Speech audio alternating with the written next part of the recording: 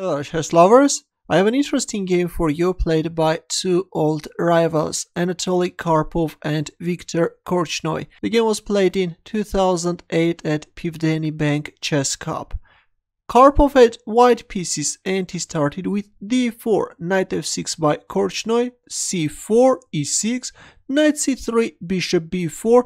Korchnoi is going for Nimzo-Indian defense, queen c2. Karpov is choosing the classical variation d6, of course not the most popular move, but by playing d6 now black is preparing c5, a3 forcing black to capture on c3, queen takes c3 and c5, knight f3, black castles kingside, d takes c5, d takes c5, b4, both grabbing space on the queen side, also preparing to flank to the bishop, knight c6, bishop b2, queen b6, b5 and knight d4. Actually the best square for the knight was on e7 square.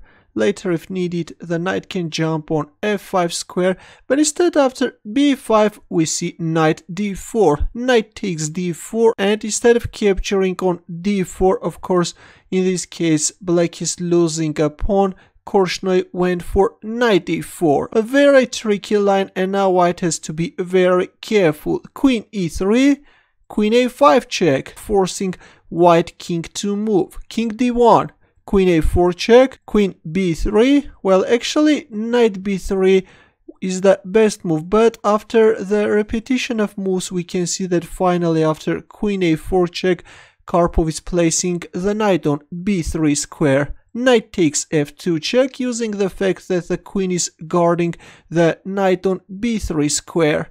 Now if queen takes f2, then queen takes b3. This can be dangerous. That's why white king is again returning on e1 square. Knight takes h1, but here comes queen c3, and believe it or not, but in this position Korchnoi resigned.